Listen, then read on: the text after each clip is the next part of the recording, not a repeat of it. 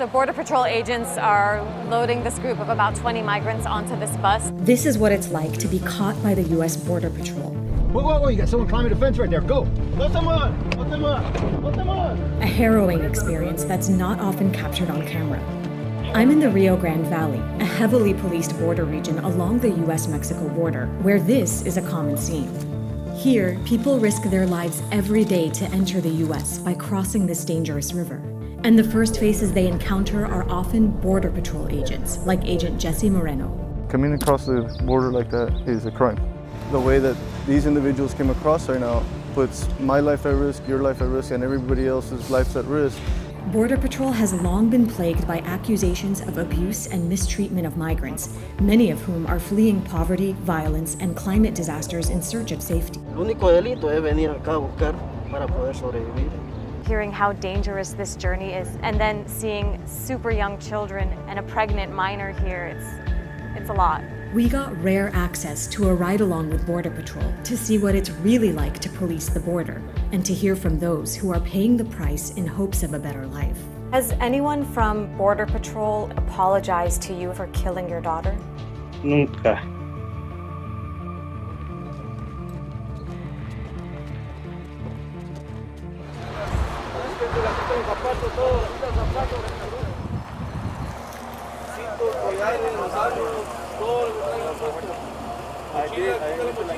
So it's 6 a.m. and Border Patrol agents have apprehended a group of migrants that were found here in the brush in the Rio Grande Valley. One of the PD found one, and I brought my dog down, and the dog picked up the scent all the way at that brush line over there, and they were hiding inside a ditch. Within moments of beginning our ride-along, we witnessed Border Patrol agents detain a group of migrants. This agent has technology that's able to scan the area at night and see if there's other people out there.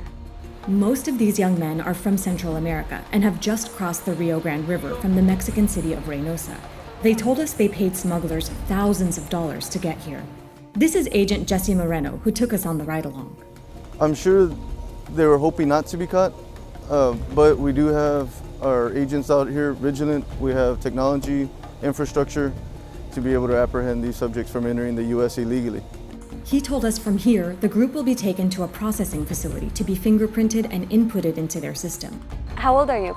20. This 20-year-old from Guatemala agreed to speak with us on camera before being taken into Border Patrol custody. Why did you want to come to the U.S.? A trabajar para ayudar a mi familia.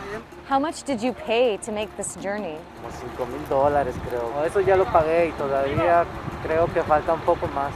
Because he's a young adult, he and the rest of this group will likely be immediately sent back. The Biden administration has rolled back some Trump-era restrictions on who can enter the U.S. from the southern border. Unaccompanied children and most families are no longer being immediately expelled, but most solo adults are, and the administration's message remains one of deterrence. I want to be clear to folks in this region who are thinking about making that dangerous trek to the United States-Mexico border. Do not come. Do not come. But that hasn't stopped people. This year, the U.S. is on track to see the largest number of crossings at the southern border in 2 decades. And it's here in the Rio Grande Valley where more people are apprehended than anywhere else. And you can see some footprints right there. Somebody that might have tried to put up a ladder here and then try to go over them. They carry a ladder with them? They will have like a little makeshift ladder, but sometimes they'll put like branches and then they'll use like a human ladder so where one person will stand there and then the other person will get on their shoulders and then try to jump this fence. Whoa, you got someone climbing the fence right there. Go. Go. There's probably more. Let them on. Let them on. Let them on. That's where they went the other day. I don't think these guys said anything else. Over the course of the day, we saw what happens when Border Patrol detains people. First, an agent takes their information and has them place the few belongings they're carrying, like a passport or a phone, into a plastic bag. Then, they're ordered to remove their shoelaces. We were told this is to prevent them from running away or hurting agents or themselves. Next, they're either handcuffed or zip-tied to one another. From there, they get transported to a Border Patrol processing center or are immediately expelled. The way that these individuals came across right now puts my life at risk, your life at risk, and everybody else's life at risk coming across in that manner. Did you think these guys are putting our lives at risk? Seems like they just want a better life for themselves. They can be putting our lives at risk. Border Patrol says their mission is to prevent, quote, terrorists and terrorists' weapons from entering the country, in addition to preventing illegal entry of individuals. They also say they're on the front line of the war on drugs. But most illegal drugs that make their way into the US are actually smuggled through legal ports of entry. And by and large, the migrants that cross the border are not criminals. In 2020, less than 1% of people detained by Border Patrol had a criminal history, and the most common conviction was illegal entry or re-entry into the US. Watch that guy right there, Ron. Over here, come this way. He's apprehending someone right now. These men are from Honduras and told us they've been traveling for 2.5 months. They were hoping to join their children, who are already in the US. Por estar con los hijos aquí arriba es lo imposible. Me llaman y me dicen, papá, ¿cuándo vas a venir? Y para mí es muy difícil, la verdad. A mí nunca me habían puesto una esposa esa. Primera vez. Nunca. Nos tratan como delincuentes. No lo somos. El único delito es venir acá a buscar para poder sobrevivir. How do you feel now that they're going to take you? La verdad, yo a mi país no quiero volver. Prefiero mejor que me tengan presa aquí, pero a mi país no quiero volver.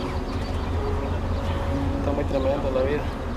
I understand that most people are coming across the border illegally to make for a better life for themselves in their home countries. But the thing is that they need to do it in a legal manner. There's a process for it to be done. What is that legal manner right now? The legal manner is to apply for some sort of citizenship. But many people crossing are seeking asylum, which is legal under US and international law and requires being on US soil. We are racing behind Border Patrol right now. They heard about a large group of families and we're heading to the scene. And unlike all the other apprehensions we saw today, these are people who actually want to present themselves to Border Patrol. The group included families with babies, as well as unaccompanied children. One was a 15-year-old who told us she was 9 months pregnant. Everyone was visibly exhausted and overwhelmed by the journey. Why did you want to come to the US? Hay una fuente de trabajo en Nicaragua y queremos darle la vida a nuestro hijo. Bien complicado, triste.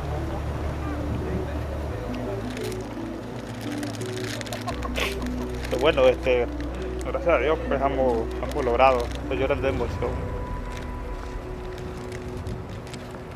You know, having some background, hearing how dangerous this journey is, some people travel for weeks, if not months, to make it here. They risk their lives doing so. And then seeing super young children and a baby and a pregnant minor here, it's a lot.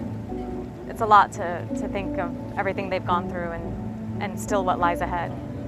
That's because what lies ahead for families like these is unclear. Across the southern border, policies are applied unevenly, so it's not a guarantee that a family will get to stay. Some might get released into the US to await their court date, while others will get immediately expelled. The ride-along offered us only a tiny glimpse into how Border Patrol operates. I wanted to know what it's like when a camera crew isn't around, so I went to a nearby shelter to hear from people who had just been released from Border Patrol custody hours earlier. This mother from Guatemala said she crossed the river that morning carrying her 5-year-old son on her back. Cuando vimos el carro de migración que venía, él se puso feliz y me decía, mami, mira, vinieron a ayudarnos. Y como era un niño de 5 años, inocente. She says Border Patrol agents threw away all their belongings, including her son's warm clothes. Y vieron llorar a mi niño porque le dijo, no tires mi ropita, le dijo. No tires mi ropita. Y él, cada ropa que yo le tiraba, él lloraba.